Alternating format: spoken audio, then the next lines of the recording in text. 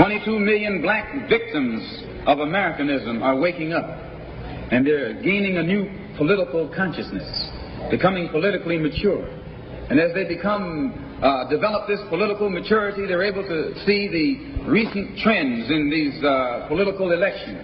They see that the whites are so evenly divided that every time they vote, the race is so close they have to go back and count the votes all over again. And which means that any bloc, any minority that has a block of votes that stick together is in a strategic position. Either way you go, that's who gets it.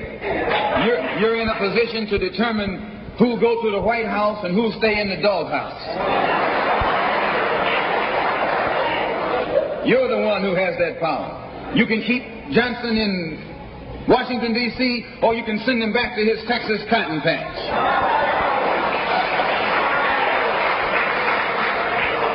You're the one who sent Kennedy to Washington. You're the one who put the present Democratic administration in Washington, D.C.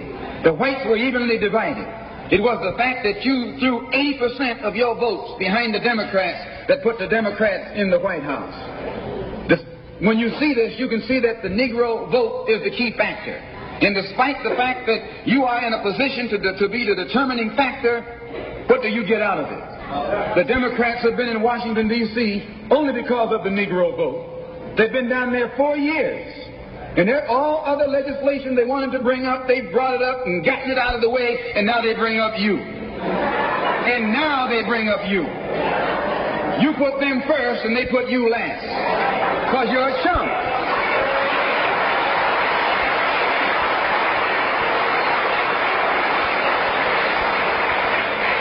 A political chump.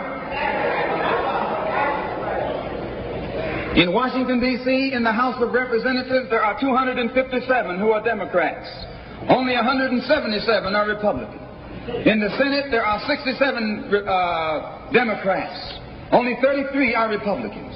The party that you bash controls 2/3 of the House of Representatives and the Senate, and still they can't keep their promise to you because you're a chump.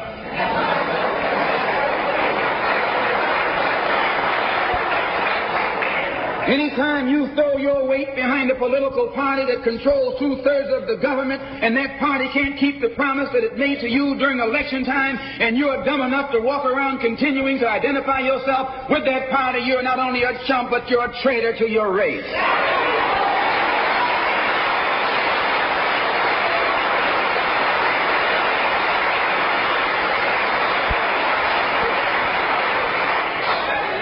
And what kind of alibi do they come up with?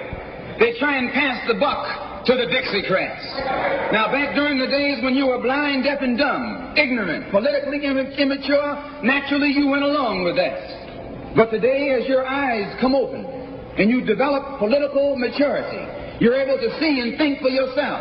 And you can see that a Dixiecrat is nothing but a Democrat in disguise.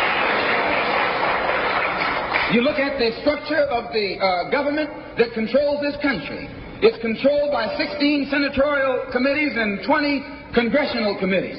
Of the 16 senatorial committees that run the government, 10 of them are in the hands of Southern segregationists. Of the 20 congressional committees that run the government, 12 of them are in the hands of Southern segregationists.